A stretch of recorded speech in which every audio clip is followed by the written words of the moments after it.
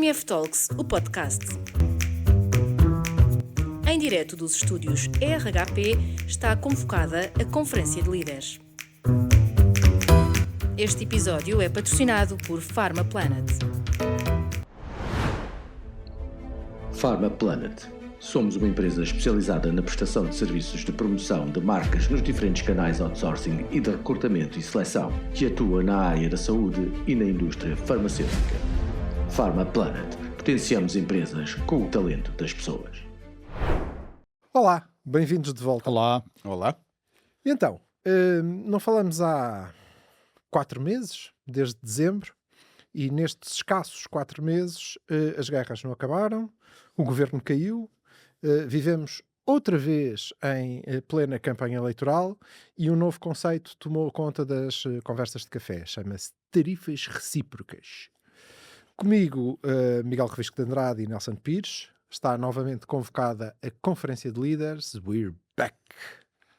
Caros amigos, é caso para dizer, não podemos deixar estas crianças sozinhas por um bocadinho, não é? Que desatam a partir a casa, não é? Isto é terrível.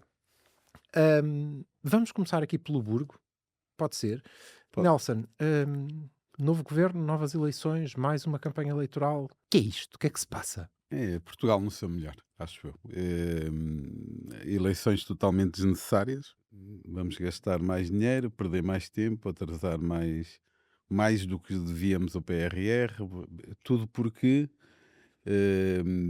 eu percebi que o Ministério Público não vai acusar o Primeiro-Ministro, portanto, se não vai acusar é porque não há caso. E já é uma tradição, o Ministério Público não cai em governos, mas não acusa ninguém, não é? Portanto, queima políticos, por norma, o que significa que, não sei se a moção de confiança foi bem ou mal apresentada, e o que fez cair o governo foi exatamente a moção de confiança, mas o que é facto é que eleições desnecessárias e tempo perdido. O que me estranha é que, de facto, para ser político, nos dias de hoje, temos de ir buscar ou alguém à faculdade ou alguém à sopa dos pobres.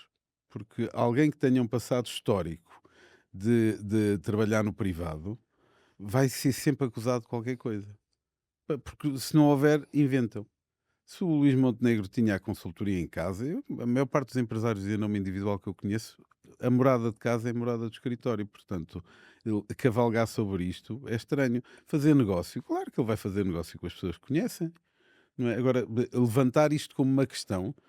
provavelmente o Pedro Nuno Santos, dizem que andava de Porsche, foi dado pelo pai. O pai recebeu fundos comunitários. E Maserati. Ou de Maserati, e portanto recebeu fundos comunitários. Porque é que não cavalgam também sobre isto? Portanto, eu acho que isto é uma idiotice, mais uma vez, da política portuguesa, que é pequenina. Infelizmente estamos a perder tempo e a gastar dinheiro e infelizmente a prejudicar o nosso futuro. É o que eu acho. Miguel, e vai mudar alguma coisa? Ou vamos sair com um Parlamento exatamente igual ao que tínhamos até aqui há meia dúzia de Vai dias? mudar qualquer coisa. Até pode ser ao contrário. Portanto, vai mudar qualquer coisa. E o que muda também é que, mesmo que sejam o mesmo partido a ficar, há uma ideia de que é arriscado, passa a ser arriscado, brincar com este bailado que antes achavam que era normal. Por isso é que eu acho que até foi bem feita a moção de censura, porque é para parar. Ok, querem esclarecer, vamos a votos e vamos ver como é que é. Porque senão isto ia ser novamente aquelas comissões de inquérito em cima das comissões de inquérito em cima, que é o bailado que se gosta. Porquê? Porque estamos no império das redes sociais e do fazer barulho. E isso é mau para o sistema. Ele não vai resolver nada, mas pelo menos mostra que, se vamos por esse lado, pode dar outra vez chatice. Pronto. E há uma dúvida, embora as sondagens eu acho que têm aqui, vê-se nitidamente a área que ela é feita em cada uma delas, mas isso é normal. Mas há aqui uma coisa que é interessante, embora não se possa, sempre se diz que não se possa fazer paralelo, é o que aconteceu na Madeira. Ou seja, o eleitorado na Madeira, apesar daquela confusão toda, que é muito mais confusa do que aconteceu aqui, disse claramente, parem lá com esta porcaria e eu quero isto de outra maneira, quero mais estabilidade, que é o que geralmente todos nós queremos e começa a cansar. Portanto, eu acho que vai mudar. Agora, nós estamos também numa área, neste momento, depois vamos falar nisso, penso eu, muito instável. O que eu acho que é muito instável é o panorama. Nós no marketing fazemos sempre a primeira coisa é análise do environment, do meio ambiente, não é? E depois a partir daí construímos os cenários. Aqui a análise do environment é completamente instável, portanto não se consegue construir cenários. Eu ontem ouvi, se calhar eu ouvi ontem, mas já se disse há vários dias, que as taxas também vão ser sobre os produtos farmacêuticos. Que era uma coisa que eu achava. Sabemos. Lá chegaremos. Pronto, não, mas Este estou a dizer, presidente ele disse, americano, Trump disse isso. Nunca sabemos. Pá, que era uma das coisas que eu acho que iria ficar fora, porque uma questão até de inteligência deles. Pá, mas aqui a inteligência, e isso tudo pode alterar mais ou menos. Eu acho que é impossível tarifar, porque senão os americanos não há antibióticos. Podemos guardar. Podemos. Ok, então guardamos. Temos hoje connosco um convidado muito especial, Nuno Prego Ramos. Olá, bem-vindo a esta Casa de Malucos. O Nuno é o fundador da Celmabs e hoje fundador também e CEO da Valvian. Nuno, bom dia. Bom dia. Em relação a este assunto, achas que vai haver uma mudança, por exemplo, na saúde? Vamos ter uma nova liderança? Vamos manter a Ana Paula Martins? Como é que está a olhar para isto? Eu acredito que isto tem implicações um bocadinho para além da política, independentemente de quem possa vir a estar à frente. Do ponto de vista da previsibilidade, isto tem um impacto muito grande nos agentes económicos, nomeadamente, por exemplo, naquilo que nós estamos a fazer. Nós, na Valvian, por exemplo, neste momento, há um conjunto de pessoas que estão à frente de um conjunto de organizações. Estou a pensar, por exemplo, no Banco Português de Fomento, na Agência Nacional de Inovação, obviamente noutras áreas, mas tudo isto impacta no investimento que está a ser realizado, impacta também nos planos, há bocadinho o Nelson falava bem, por exemplo, nos PRRs. Portanto, tudo isto tem um impacto muito grande e faz com que haja um conjunto de decisões que vão ter que ser adiadas. E, portanto, eu diria que a maior preocupação é essa. Se no fim vai ficar tudo mais ou menos igual, eu acho que sim. Não vejo grande alteração, as sondagens indicam isso mesmo. Se calhar até vamos ter uma composição um bocadinho mais estável, pelo menos é o que eu espero, que permita tomar decisões que olhem para aquilo que é, por exemplo, o relatório Draghi, para aquilo que são as políticas norte-americanas, para aquilo que é, por exemplo, do ponto de vista da indústria farmacêutica, a preocupação constante que temos com os temas de IP, de propriedade intelectual com a China, a forma como Portugal pode tornar-se uma alternativa à China. Eu acho que isso é aquilo que me preocupa muito, muito mais. Tudo isto, como diziam, que é um fait divers, mas lá está. Nós temos que nos manter, enquanto indústria farmacêutica e biotecnológica, temos que nos manter agnósticos. E, portanto, independentemente das preferências, acho que temos que saber ser agnósticos. Políticos. E saber fazer uma coisa, e acho que eventualmente podemos falar sobre isso, que é garantir que o Estado, e eu já disse isto aos vários agentes económicos, que entretanto depois do caso da Celmabs fizeram reach out e com quem já tive a oportunidade de falar, eu acho que nós temos agora a oportunidade de fazer um conjunto de coisas muito interessantes, que depois tenho todo o gosto em partilhar convosco, mas estruturais, promovidas pelos privados, onde pessoas como vocês, o Nelson, o Miguel, que conhecem bem a indústria farmacêutica, projetos em que possam estar envolvidos de alguma forma. E digo isto porque há muitas coisas muito interessantes que podem ser feitas e Portugal tem todo um ecossistema e que eu acho que pode ser de facto muito, muito interessante, mas tenho todo o gosto depois de partilhar isso com... Sim, e até porque não me dê cabo de um painel de dia 5 de junho no Rethinking. Isso. Não, mas há sempre coisas novas para dizer. E muito obrigado por não teres respondido à minha pergunta. Miguel, vamos ter um novo Ministro da Saúde ou não? Eu dei tantas vezes esta resposta, eu faço lá a ideia. As saudades que eu já tinha. Faço lá a ideia disso. Agora... É a resposta de Miguel. Não, as coisas... Vamos lá ver. Eu lembro-me que uma das frases quando eu dava aulas em estratégia, era uma frase de um estudo feito que os gestores, os empreendedores, a única coisa que não gostam e têm medo é da incerteza. Pronto. Das outras coisas eles conseguem gerir, mas a incerteza é ingerível. E é isso que nós estamos a criar, não só em Portugal, mas estamos a criar no mundo. Esta situação é ingerível. E, portanto, eu sei lá, como se costuma dizer, porque qualquer coisa que eu diga agora, dentro de 10 minutos, pode ser completamente desatualizada e isto não é maneira de viver. Ou seja, é excepcionalmente perigoso para todas as gerações, não é os mais antigos ou os mais novos, e esta instabilidade, esta incerteza, é impossível conseguir criar bom trabalho, bons salários, crescimento, desenvolvimento, soluções para sair das situações em que estamos metidos. É impossível, porque é tudo gerido no dia a dia, nos 10 minutos, não é? E portanto é erro em cima de erro.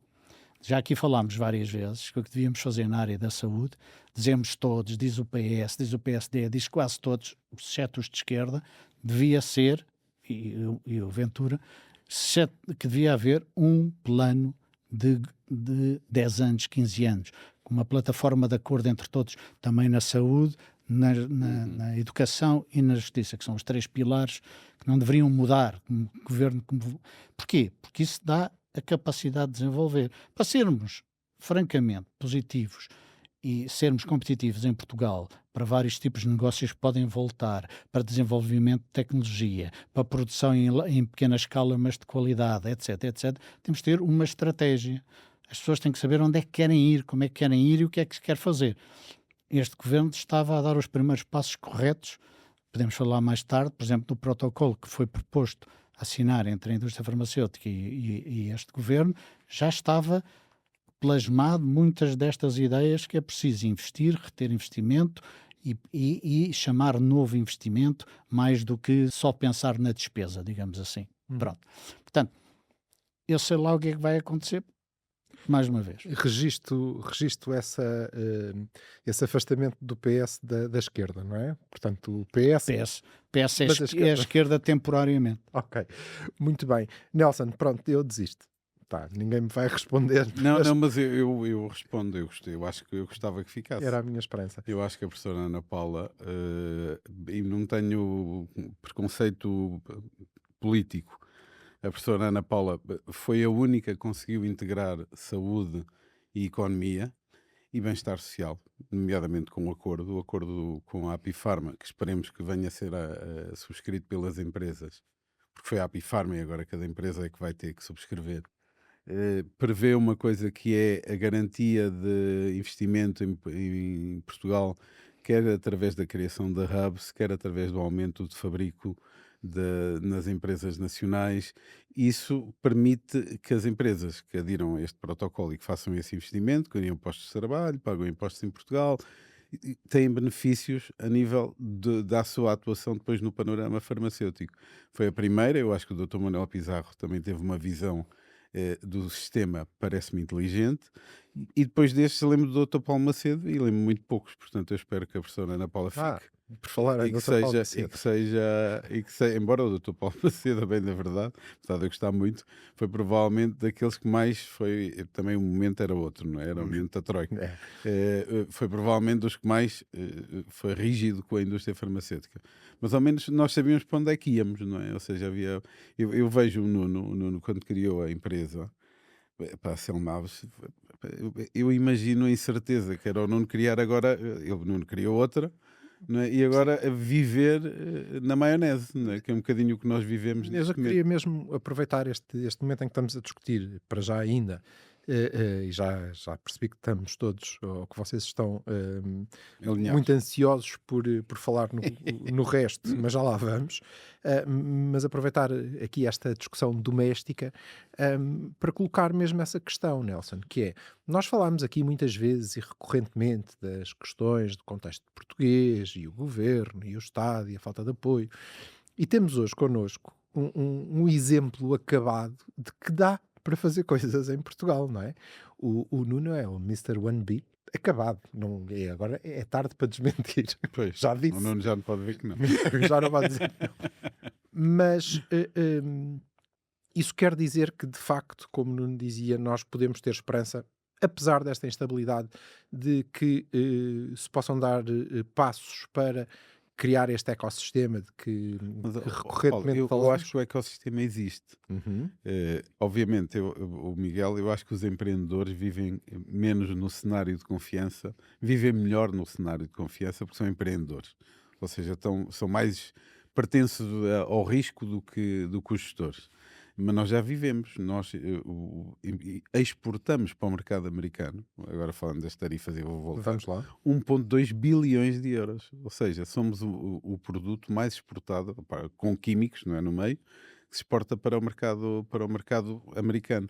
Nós somos Para além de 5%. que somos o setor mais afetado por qualquer tarifa, para ver Exatamente. 35% Quer das dizer, por exportações. acaso eu acho que não, Estados eu Unidos. acho que não, porque muitos dos produtos que nós exportamos estão no meio da cadeia de valor. Portanto, Ok. os Estados Unidos não os fabrica, portanto vai Então ter vamos lá, inevitavelmente eles- vir. Não, mas deixa-me voltar. Eu acho Ok. que temos um ecossistema muito bom para criar empreendedores como o Nuno e a empresa que o Nuno criou. Infelizmente, nós às vezes tropeçamos nos próprios pés. Porquê? Porque criamos burocracia sobre burocracia sobre burocracia sobre burocracia. Os custos de contexto em Portugal para as PMEs são 3% da faturação. Ou seja, eu, pelo facto de ter uma ACT a fazer um inquérito sobre a igualdade de género, para saber se nós perdemos uma semana, é um custo que entra para dentro da empresa. Que depois ninguém vai ler o relatório, que é uma coisa fantástica, que é igual ao relatório único, todos nós temos que, aliás, já estenderam o prazo, mais uma vez, era até hoje, que devia ter sido apresentado, ninguém lê. Portanto, aquilo não serve para nada, só serve para quando vamos para o tribunal com algum colaborador e ele vai buscar o relatório único, ou então para nos colocar em coimas. Portanto, ou seja, os custos de contexto em Portugal, nós somos aí, é a cultura woke, as pessoas não gostam, mas é mesmo. Ou seja, nós criamos as regulamentações na Europa, depois aplicamos em Portugal e tendemos a aplicá-las muito mais graves do que aquilo que a própria Europa criou. E isso cria um ambiente, um macroambiente que desincentiva as pessoas que querem investir. Por isso é que nós não temos aqui, aliás, a Europa não tem 4 empresas que estão no ranking da Forbes 500, Mas temos o Nuno Prego Ramos. que vai ser, Como é que isso se faz, Nuno? eu acho, com muita Eu coragem. tenho- coitado. Todos nós precisamos de um driver para avançar com algumas coisas que nós já sabemos que nos vão apresentar obstáculos que vão ser muito difíceis de ultrapassar. E, portanto, obviamente, que todos nós somos nós e o seu contexto, e, portanto, naquele caso em particular, vinha da Pharma, estava na Pharma, por razões que depois terei a oportunidade de explicar no Rethinking Pharma, não vou falar sobre isso hoje. Não. Acabei Vai por passar aqui em rodapé passar um teaser. o link para inscrição. Isso, exato. Mas nós precisamos de facto desse driver e eu tenho um dos meus sócios atualmente costuma-me dizer que o que aconteceu na Cellmabs aconteceu apesar de... E não continuo a frase, mas é porque acho que não faz sentido criar qualquer tipo de anticorpos, mas Miguel Revisco de Andrade diria campeões apesar do Laje. pronto, eu na parte do laje deixo em branco, mas Já não sabemos. Não sabemos. Depois deste fim de semana. exato. Mas o que é certo é que nós conseguimos fazer o que fizemos em Portugal, mas tivemos de ter laboratório em Nova Iorque, porque em Portugal não havia infraestruturas. Nós falamos, por exemplo, muito, e eu vou aproveitar aqui um bocadinho para ser, porque já percebi que essa a dinâmica é um bocadinho também mais provocador, para com os meus pares e esta questão do ecossistema. Eu não consegui contratar em Portugal. É porque as pessoas dizem, há muito talento. Não há talento, há potencial. E o potencial precisa de um conjunto de competências e de conhecimentos para podermos chamar de talento. Eu não posso ir à faculdade e buscar um conjunto de pessoas e montar uma startup. Não posso. Eu tive que ir buscar ao MD Anderson no Texas, tive que ir buscar ao Sloan Kettering em Nova Iorque, tive que ir buscar à GSK no Reino Unido. E de repente fiz um bocadinho aquilo que o próprio Alexandre o Grande dizia, que é prefiro ter 10 leões do que ir para a guerra com 40 carneiros. Portanto, fiz uma equipa pequena, depois veio o Covid, nós conseguimos de facto matar o projeto todos os dias, porque o meu driver não era fazer um Ponzi e ir montando coisas em cima, era efetivamente desenvolver uma terapêutica, porque havia uma necessidade que eu queria resolver efetivamente. Fui buscar uma tecnologia à Universidade Nova de Lisboa, mas quer dizer, no final eu sou muito agradecido e não me importo de partilhar, mas sei muito bem quem é que estava connosco nas dores.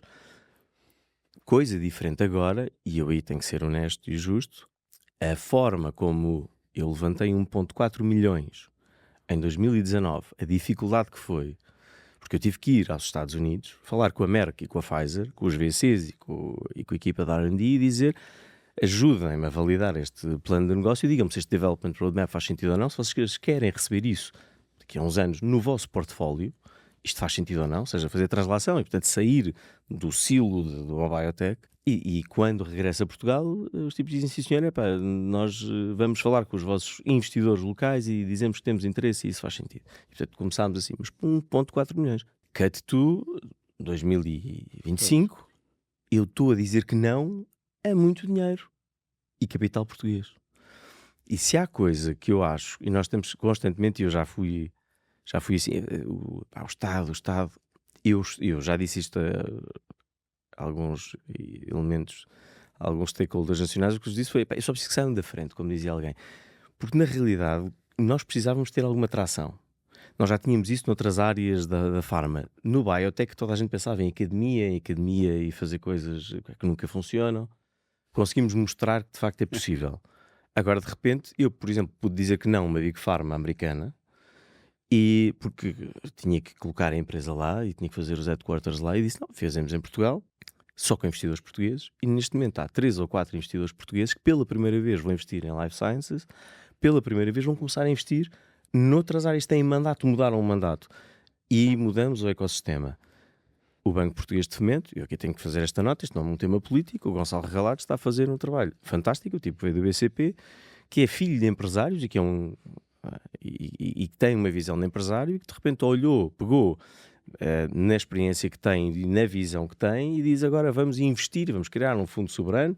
Portanto, foi buscar a Teresa Fiusa, que estava na Portugal Ventures, que eu conheço bem, que foram os nossos investidores também, gente com muito boa vontade, gente com muita capacidade e que está a olhar para isto de uma forma completamente diferente para criar. O ecossistema às vezes tem um bocadinho esta coisa do somos um conjunto de pessoas com boas intenções. Eu acho que podemos profissionalizar isto. E sem querer também, terminando esta parte de uma nota positiva, acho que há, por exemplo, institutos como o CIFID, que podem ser valorizados, que são, para quem eventualmente está a ouvir e não está familiarizado, o que acontece é que as empresas que não fazem investigação têm a possibilidade, há 2 tipos de CIFID, mas este caso em particular, as empresas que não fazem investigação têm a possibilidade de investir em fundos, esse dinheiro para terem benefícios fiscais e depois esses fundos investem em empresas que fazem inovação. E hoje em dia estamos em contraciclo, comparativamente, por exemplo, com os Estados Unidos. Há um conjunto de empresas internacionais que, nomeadamente agora com as alterações da ANI, podem vir para Portugal e podem ter investimento em Portugal. Podemos trazer os portugueses da diáspora para Portugal. E, portanto, eu vejo que um conjunto de oportunidades. E, portanto, se calhar já não estamos como estávamos em 2019. Acho que há cada vez mais possibilidades para haverem projetos como o nosso e outros ainda melhores.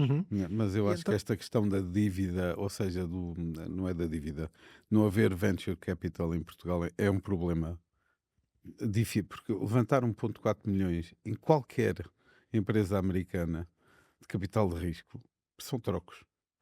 Qualquer empresa no Reino Unido são trocos.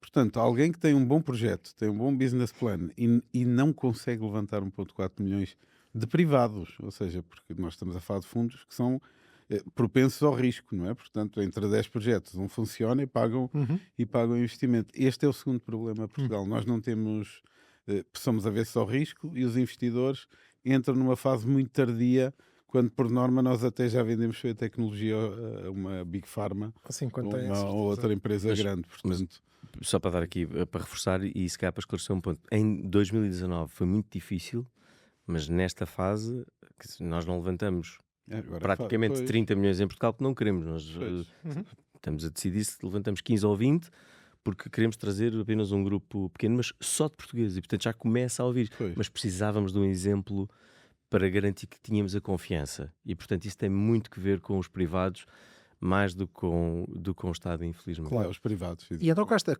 com essa nota positiva, chamemos-lhe assim,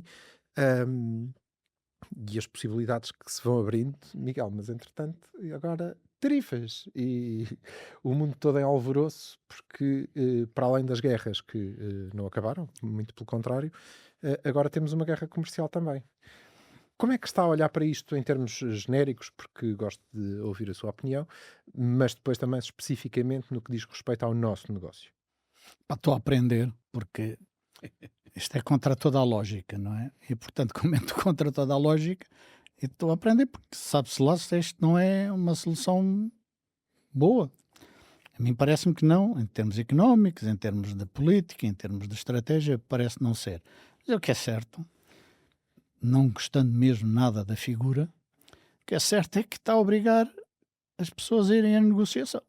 E se for esse o objetivo, vai ganhar e está a fazê-lo de uma forma que demoraria 10, 15, 20 anos a conseguir e faz isto em 4 ou 5 meses. Portanto, se calhar nós estamos num paradigma de mudança, nós chamamos bullying, chamamos essas coisas todas, mas se calhar se ele atingir os resultados que quer atingir, já sei, neste momento já está a negociar com Japão, Coreia do Sul e Índia e diz que está avançado com a Europa. Vai mudar a situação dele, do país e como queria.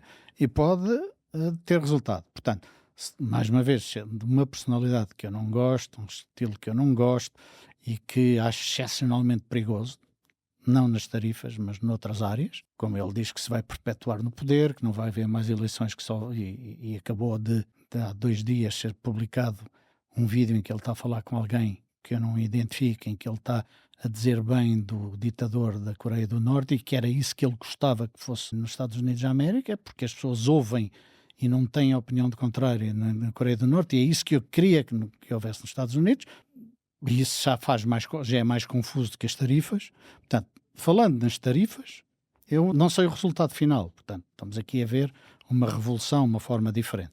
Se der tudo para o torto, é um maluco que pôs isto tudo pernas para o ar. Se isto até resultar, é um gênio, maluco, mas pôs isto a funcionar. Onde eu estou muito mais preocupado é noutras áreas, não é esta das tarifas. Vamos todos sofrer, isso não tenho dúvidas nenhumas, mas as revoluções fazem sempre sofrer todos. Sofrer como? Sofrer preços mais altos, inflação, incerteza de investimentos. Quem é que agora investe? Sem isto estar tudo definido, quem é que investe? Responder. Eu acho que é muito difícil alguém investir, a não ser em ouro. E Está a subir. está a subir, claro. Era onde eu investiria, se tivesse dinheiro para investir, é em ouro. Pronto. Mas não. Bem, Nelson, esta brincadeira e as negociações e as tarifas recíprocas, e eu agora vou aumentar a tua tarifa para 3.425%, porque me apetece. Eu deixava aumentar isto de alguma maneira, certo, mas ao mesmo tempo vimos, não sei se concorda, vimos a Europa a mexer-se pela primeira vez em algumas décadas, a sair da sua zona de conforto. Estamos a caminhar para os blocos. Estamos a começar a constituir. Acho claramente. E há aqui um bloco na famosa localização de Nelson Pires. Há aqui um bloco que te vai surpreender, porque afinal não vai incluir os Estados Unidos. Não, eu acho que nós não temos um bloco europeu, temos uma soma de países da Europa. Por isso é que vemos o Macron a ir aos Estados Unidos, a Meloni a ir aos Estados Unidos. Quer dizer, não faz sentido, devia ser a von der Leyen a ir aos Estados Unidos e a representar a Europa e tirar o Sr. Orbán, que eu não percebo como mantém a Hungria. Vamos acreditar, meu caro companheiro federalista, vamos acreditar. Mas tem que ser, ou seja, a nossa União é federal, é política, é regulamentar em termos de valores e princípios e é económico. Portanto, não é militar ainda, infelizmente, já devíamos ter tido a capacidade de o ser, e a partir daí chegava. Agora, o que eu acho eu acho que o Miguel tem razão. Eu acho que foi um bluff do Trump, ele conseguiu e assumiu que era um bluff quando no dia a seguir desdiz aquilo que disse no dia anterior. O que eu faria se fosse a Europa, o que isto vai gerar inflação, não é? Portanto, ou seja, ele mete uma tarifa que quem vai pagar é o consumidor. A não ser que na cadeia de valor quem vende absorva o custo da tarifa que vai acontecer. Já foi dito. É? Nos Portanto, vinhos disseram ao produtor que era o produtor que tinha de assumir os 25% da tarifa. Por exemplo, em Portugal, que é uma coisa... Sim, mas o produtor não vai assumir e, portanto, ontem o Centeno, o antigo ministro e atual presidente do Banco de Portugal, disse bem que só há 5% de empresas cujo mercado americano representa mais de 10% das vendas. Portanto, é facilmente substituível. O que eu fazia? Deixava o Trump meter 1000% de tarifas e eu criava era direitos de exportação, ou seja, era cá. Eu pegava e dizia assim, ok, o que é a Europa, o que é os Estados Unidos não conseguem substituir no curto prazo? E a indústria não consegue. Vamos ser honestos, ele não consegue fazer fábricas de medicamentos em 2 meses. Portanto, o que eu fazia era, quero exportar para os Estados Unidos medicamentos, antibióticos, não há substituição, não é possível substituir nos próximos 5 anos, não. 50% de imposto sobre cada exportação. Porquê? Porque a única forma de que o Trump sinta que tem que mudar e que não pode fazer chantagem com os países, nem bullying, é com o consumidor americano. Porque o europeu, o chinês, ele dá-lhe igual. Portanto, o consumidor americano, quando o antibiótico lá, em vez de custar $50, custasse 250, se calhar ia-se começar a revoltar. Porquê? Porque eu não deixava de tomar antibióticos e provavelmente morria, ou então ia ter que... Nós sabemos quanto é que custa a saúde nos Estados Unidos. Infelizmente, quem vai pagar tudo isto é, no nosso caso, os doentes, porque a maior parte das empresas, 90% do mercado americano são genéricos, dos quais 85% vêm da China e da Índia. Portanto, ele não tem produção de genéricos nos Estados Unidos suficiente para abastecer aquele mercado. 92% do ibuprofeno que se consome nos Estados Unidos vem da Índia, que por sua vez abastece na China. Ele vai deixar de ter ibuprofeno, vai fazer uma fábrica de ibuprofeno agora. Eu, se fosse a China, dizia, não, o ibuprofeno já não custa 10 cêntimos, passou a custar 10 euros, e ele tem que comprar. Nelson, isto é tudo muito mais complicado que isso. Eu acho que ele pôs isto num nível muito básico. Pois, é preciso ter muito cuidado com isto, porque, vamos lá ver, a China já bloqueou a exportação dos metais raros e das terras raras, pronto. Com isso, acabou a produção de chips e de alguma tecnologia até automóvel nos Estados Unidos da América, especificamente. Que também já não havia. Não interessa, mas se ele quisesse recuperar, não conseguia.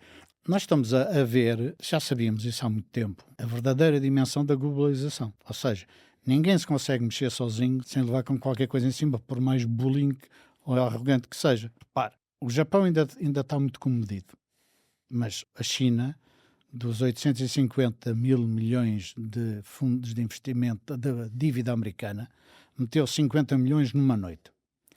Aquilo deu logo 50 bilhões. Sim, 1.000 milhões numa noite. O suficiente para lhes dizer: queres continuar com isto? Porque são 800 mil milhões. Mas o Japão tem 1.000 milhões. Portanto, se eles entram nesta brincadeira, a economia americana faz... Okay? Mas é um facto que o Trump tem que baixar o... Está bem, mas não é isso. Dívida pública. Sim, mas... Isto é o objetivo dele, não é? Claro. Ele tem que se financiar daqui a 2 meses ou 3 com 5 bilhões de dólares. Pronto. Quando está a pagar juros de 4 ou 5%. Mas por os culpa outros dele, não é? Pronto, por isso é que eu estou a dizer, isto é tudo, neste momento, um jogo de teatro entre todos ao mesmo tempo. Sim, os chineses, se quisessem matar a economia americana, era um instante. Ele vai meter Mas também morria a deles. Ele vai meter a dívida agora, vai precisar de se financiar. Não tem problema. Quanto é que eles dão de juros? Eu ponho aqui isto a custar menos 10% aquela noite dos 50 mil milhões não foi por acaso naquela noite, porque no dia a seguir eles iam fazer essa coisa de dívida pública e perceberam que iriam para os 6-7%. Portanto, pararam. Portanto, isto é tudo um jogo neste momento que nós aqui então já agora sabemos bem. Já agora temos que criar os blocos. Temos a sorte, temos de viver em bloco. Temos a sorte de hoje ter conseguido desencaminhar aqui este senhor que calha bem, que faz apresentações de empresas na Bolsa de Nova Iorque. Nuno, já agora, porque isto não se vê, não é? Como é que achas que os americanos estão a olhar para tudo isto? Com aquela soberba normal de a final do Campeonato do Mundo de Basquetebol, que por acaso só é jogado pelas nossas equipas, como assim campeão do mundo? Ou também eles já preocupados? Que impacto é que achas que vai haver daquele lado? Eles podem ser, de alguma forma, eles que elegeram Trump, podem ser também uma solução para esta aparente deriva meio lunática, ou nem tanto? Eu acho que Ou isto é muito racional até? Eu acho que ninguém percebe. Há várias teorias sobre isto. Eu já vi imensas teorias sobre isto, de que, como dizia o Miguel, ele está a utilizar esta estratégia para ancorar as negociações, que quer desvalorizar o dólar de forma a estimular a economia americana e, portanto, a exportação, porque, entretanto, os americanos, os típicos agricultores que eventualmente deixam de ter, o Canadá e um conjunto de outros países, que eventualmente possam ter um mercado muito mais aberto e, portanto, como obviamente o câmbio é uma coisa muito fictícia, ele conseguiria resolver o problema interno da produção americana dessa forma. Obviamente que a forma como vai negociar agora a dívida e a forma como ele vai resolver a questão do déficit. O ponto é, o que é que eu na minha realidade vejo todos os venture capitalists, que são os investidores que na verdade gerem o dinheiro de um conjunto de privados, a investirem apenas em empresas maduras e já não investem em novas empresas.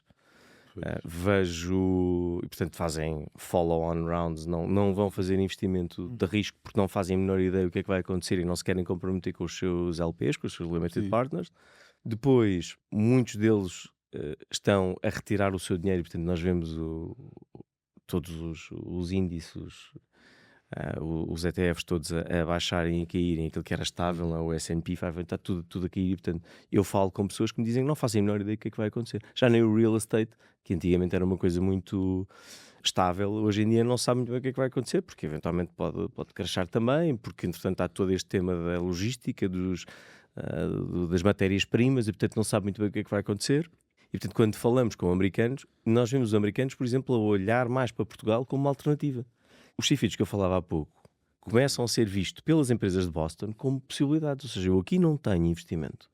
Mas como existem, eu não quero mentir-vos, mas 2,5 mil milhões de euros em possível investimento através destes fundos CFID, eles pensam, se calhar posso ir montar empresas em Portugal. Então a Vanguard até está a construir casas na Comporta Porreiras, eu até posso ir para lá viver e, portanto, posso trazer equipas para lá. E, portanto, estas coisas todas estão, eu acho que para Portugal, e permitam-me colocar isto numa nota positiva, eu acho que isto pode ser efetivamente muito relevante para Portugal. Eu acho que nós temos aqui a possibilidade de transformar isto numa vantagem. Mas todos os players, mesmo aqueles muito sofisticados, eu falo com investidores que eu considero sofisticados, nenhum deles é capaz de prever o que vai acontecer. Mesmo colocar dinheiro em bonds, eles já não fazem ideia se conseguem, se podem, se não podem, estão a levar pancada. E estas brincadeiras que se estão a fazer cambiais faz com que esta incerteza nos mercados se torne mesmo muito difícil de gerir. E acho que, também pegando em algo que vocês disseram há pouco, acho que esta é uma excelente oportunidade para a Europa deixar de ser um conjunto de Estados federados e começar a olhar não só para os temas militares, que são os mais prementes agora, mas também começar a olhar para os temas económicos. E acho que cada um de nós pode assumir o seu papel, e isso foi algo que tive, aliás, o gosto de ouvir num outro podcast vosso, com o Paulo Teixeira, em que o Nelson dizia que eu acho que uma das vantagens ou uma das oportunidades é cada um dos países se tornar especializado numa determinada área. E eu acho que nós temos a possibilidade de deixarmos de ser um país de turismo, passarmos a ser um país que faz nearshore development em termos de IT, mas, por exemplo, todos os nossos unicórnios são americanos, mas na verdade fazem desenvolvimento cá, se conseguimos fazer em life sciences. Porque há imensa gente que está cheia de vontade de voltar para Portugal, há imensas coisas aqui que se podem fazer e acho que há muito investimento que se pode fazer cá. Portanto, só para fechar a pergunta, eu neste momento estou a adiar a decisão de levar agora a Valdian para o mercado americano, porque não sei muito bem como é que o mercado vai reagir e como é que, entretanto, os investidores vão estar. Porque isto vê-se, por exemplo, no acesso depois aos novos medicamentos.